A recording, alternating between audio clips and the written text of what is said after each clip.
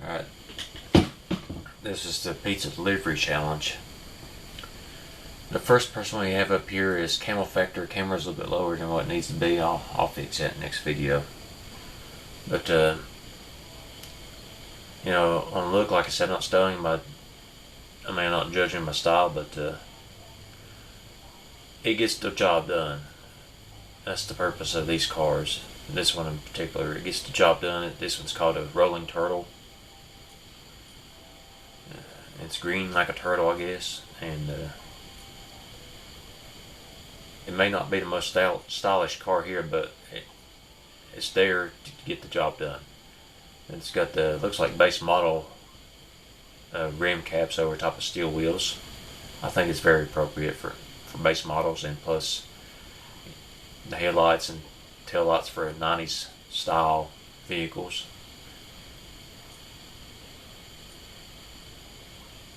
Oh, that's probably supposed to be in just like one keyhole, but he probably just forgot to take the mirror off of it.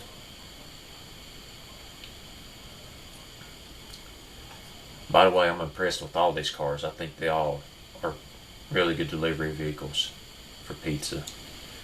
So we'll just go over the build of it. I think they're all about the same. This is a steel, monocoque steel, front transverse, McPherson strut torsion beam. This one has a large 2.9 liter inline 4 cast iron block and head push rod 2 valve. Just cast internals. It's 133 foot-pounds torque of 74 horsepower. Natural aspirated multi-port fuel injection. Short cast headers, two-way calic footer, and baffler on second baffled. I think they're all pretty much built the same way. Negative 15 quality. That helps out on price and makes the car lighter, I believe. Hurts reliability though.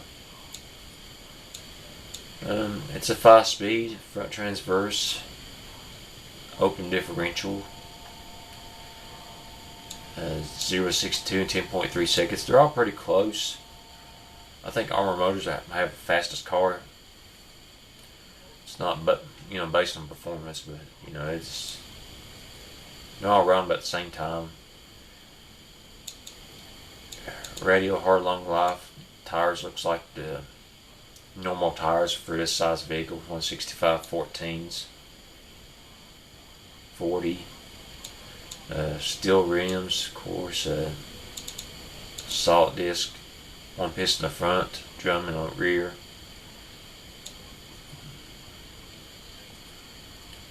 It's a 5-seater with a standard interior, basic cassette.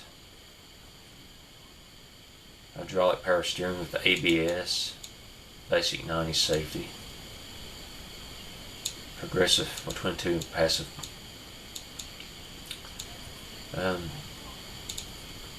Price is $12,100. I think $300 is the limit. So it's $200 under budget, which I don't really look at. It's got like 27.9 safety, 65.7 on reliability, 23 miles per gallon even. Engine warranty or engine reliability 69.8. So Camel Factor. Now I've already drove all these cars. The one that drove the best was Camel Factor's.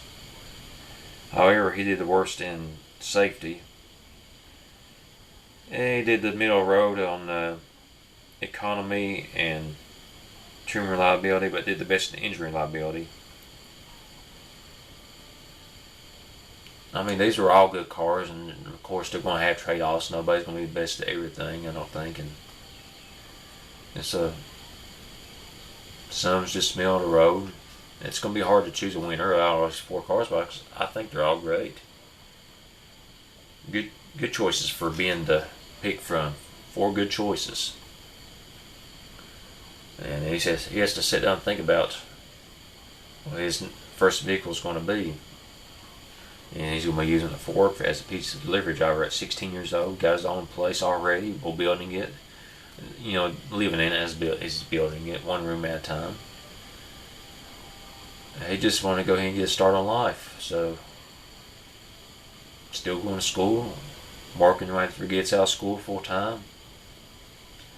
When he gets time off, he deals on his house, works on his cars if he have to, if he's doing general maintenance, because none of these cars I don't think is going to have reliability issues. And as my game is slow, I just remind you that Ben is also a fake character I made up for the story. So next we're going to look at Prince of All Saiyans. I forgot to mention Camel Factor. There's two new, really pretty much newer cars than anybody else. There's a Camel Factor and Wall. They both have a 1999 model.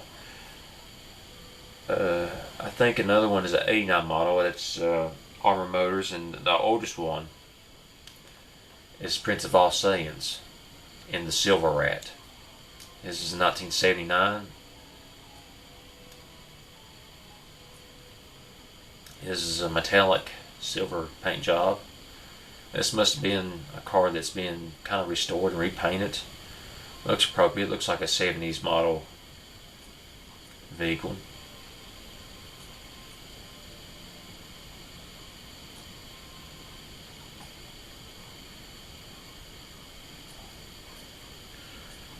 It looks good, I believe. Looks almost like a Mercury Capri in a way.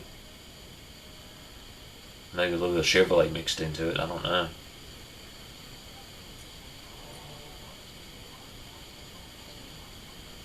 Let's look at how it's built. Yeah, pretty much the same way as the last one.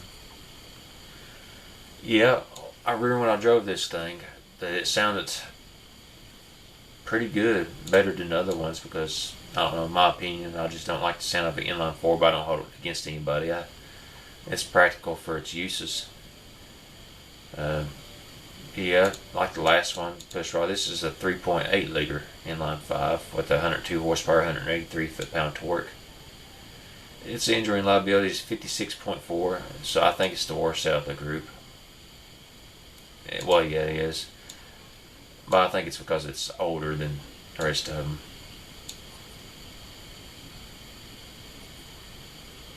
It's got mechanical fuel injection. Run on super leaded. Of course, I think it's set up for 87 octane, I believe, anyway. Yeah, that's fine. Short cast headers. And since it's not an option, no catalytic converter, so it's fine. And baffling exhaust. Listen to it for just a second.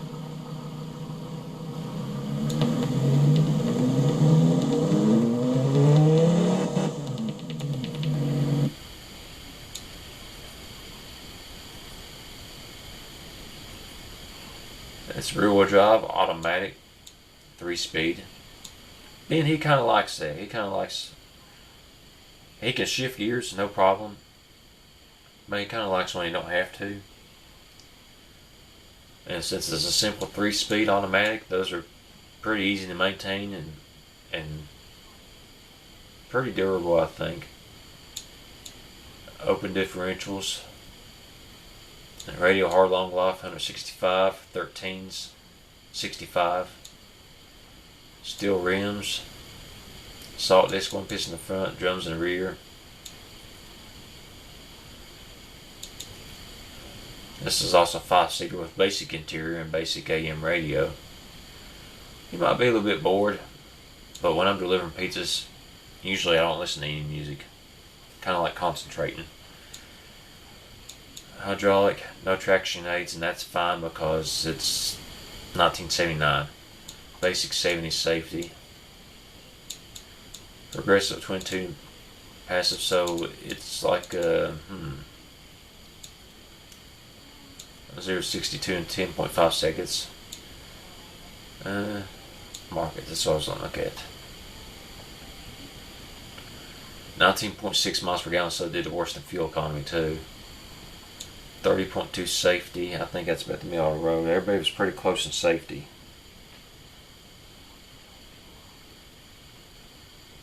$12,200. And reliability is 58.5. So, Prince of All Saints, you didn't do the best anything, but you did the worst in drivability, how it drove on the track, and economy, reliability on the engine and the trim. You finished second. You got the second highest safety points of all them. And it's still a good car. I still like it. So let's go on to the next one. I'm waiting on this game because my computer is awesome, frame rate's awesome, and everything like that. I'll tell you a little bit more about the Prince of All Saints Silver Rat. Is that it done a whole lot of wheel spin. It seemed like even when I was parked on a hill, just trying to see if you was parked on a hill, if you can get going, it spun the wheels a whole lot. And I think this car would have been a really good car if it was this late 70s Pizza Car Challenge. I think the newer ones is going to do much better. But I think it's still a good car. I mean, Ben likes that's really antique and the paint on it and everything like that. Certainly believe this car is worth the $12,200. Maybe it was a classic car that is pretty popular. And if people, I don't know, want to spend money on it, they'll buy it. So let's get on to Walls Astronomia. Or Astronomia. It sounds almost like an anime. Like Hajime no Ippo. Why not Astronomia? There's a main character whose name is Mia. And I don't know what the anime is going to be about.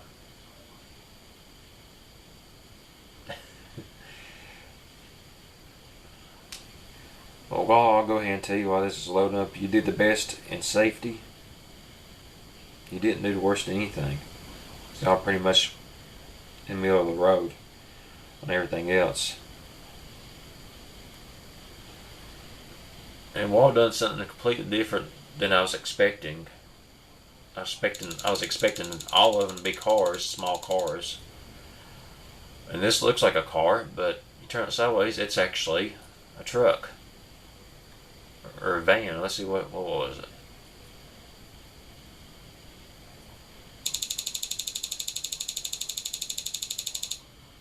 A van. But to me it looks like it could be like one of those unibody trucks or truck with a camper top on the back of it. Kind of solid looking, but yeah, I really like the idea of having a truck. And I mean, I do deliveries with my truck, and I think it's really well styled. I really like it. I mean, Ben likes it too.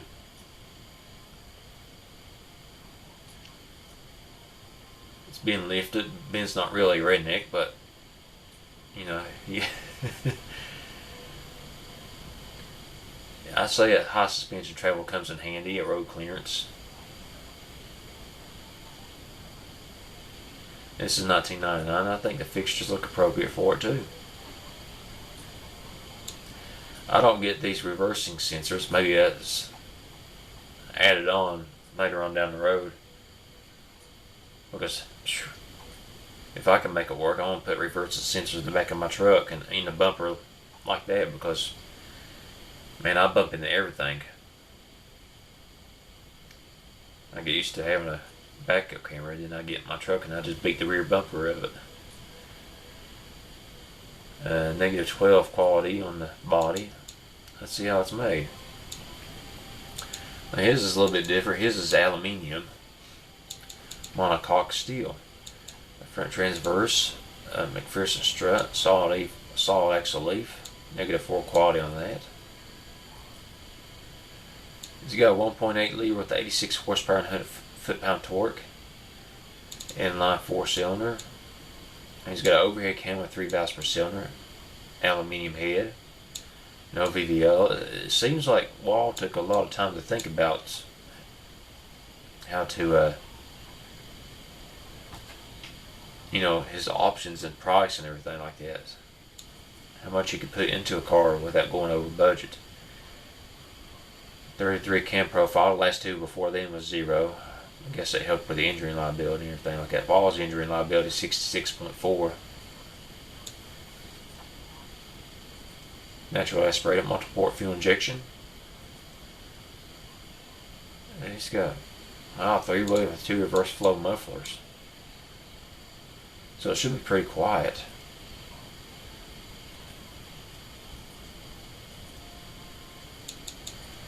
Okay, he's got transverse front wheel drive, manual 4-speed. I think,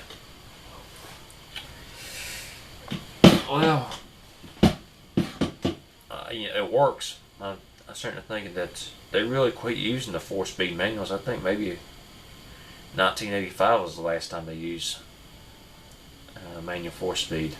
Could be wrong with that. I think after 1985, everybody's using a 5-speed. Manual lockers, so -10 quality. What Ben likes about this is he likes front-wheel drive cars. Nobody can make an all-wheel drive or 4-wheel drive. And like I said, Ben lives in West Virginia, where it snows.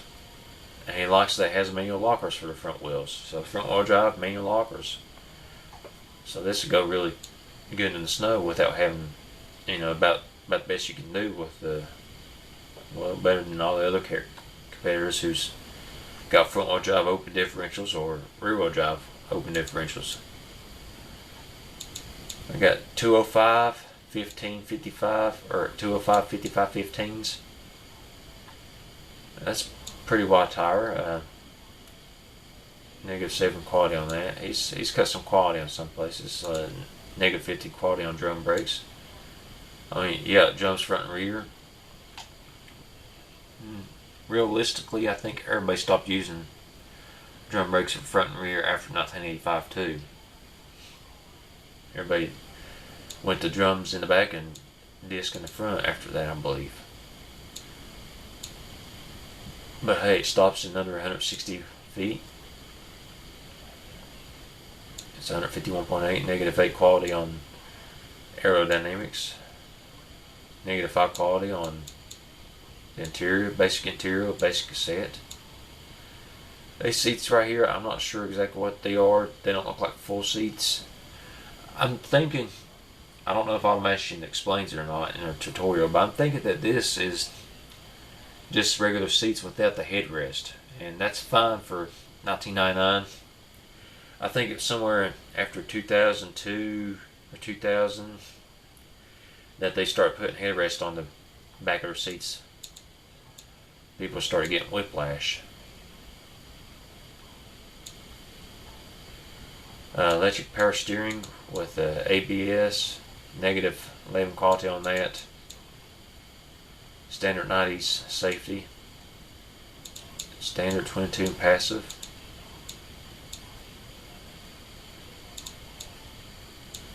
Right at budget, $12,300, 24.6 miles per gallon.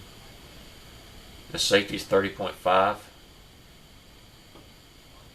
and reliability on the trim is 65.8. It's I really like it. Ben really likes it. So the last car is going to be Armor Motors with his WeGo. I believe that's what it's called.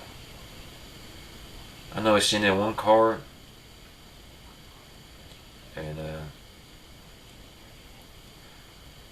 he had to send me another one because it wasn't past the rules, but it looked more like a Geo Metro, which that's what pizza delivery drivers usually do. But I think what it was, he broke the 10.5 second mile per hour or 0 to 62 mile per hour rule.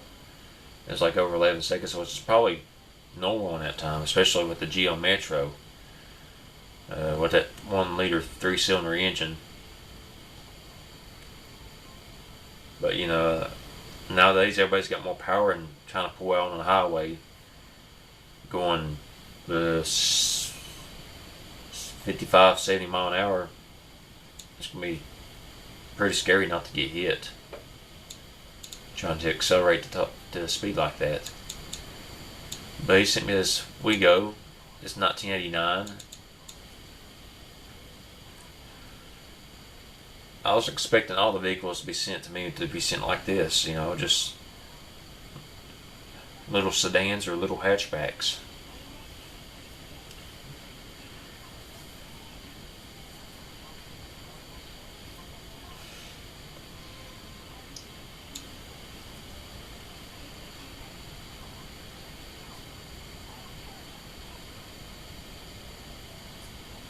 And it's kind of, somebody's getting green wars with the Camel Factory, I believe. I don't know. This could possibly be a base model with the wheels, or could be just period correct or whatever, because here's some kind of chrome and stuff like that. But of course, they used a lot of chrome back in those days too.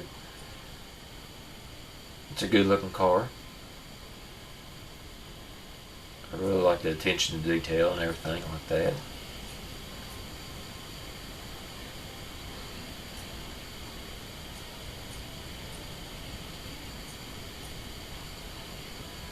Alright, let's go over the build of it.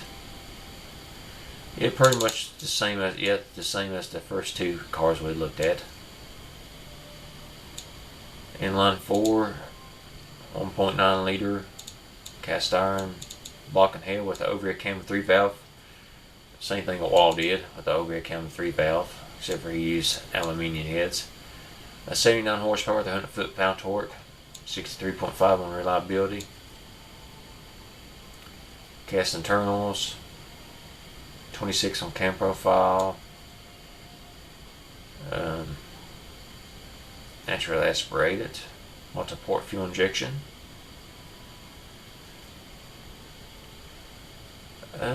He's got a 3-way catalytic converter with straight through and reverse flow. So what was the noise? Looked pretty quiet too.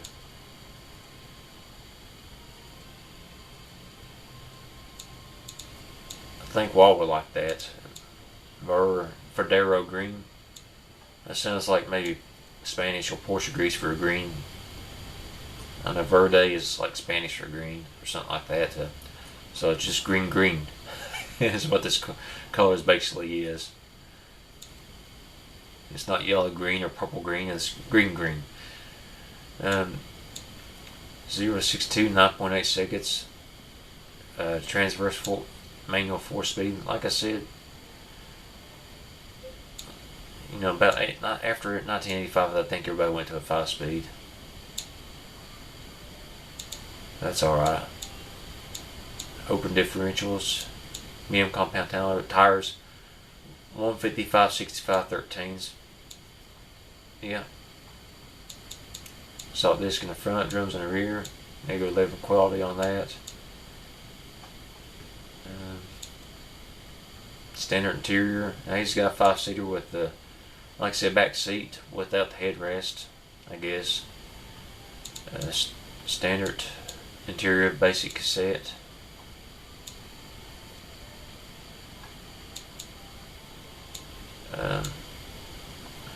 I believe I said that if you had the option, you need to choose some kind of traction aids, but also in 1989, I really don't think ABS was required, mandated to be put on vehicles in the United States until like just recently, and like within this last decade, somewhere after maybe 2010, 11 or something like that. When I know it started when the new SRT Viper came out.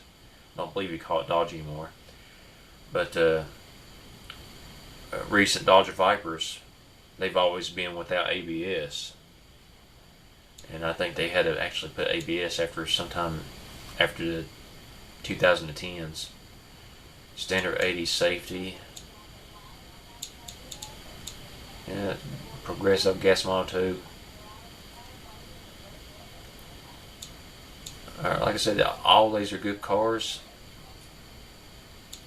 I said I didn't go over the markets, did I? $12,200. Safety's 28.2.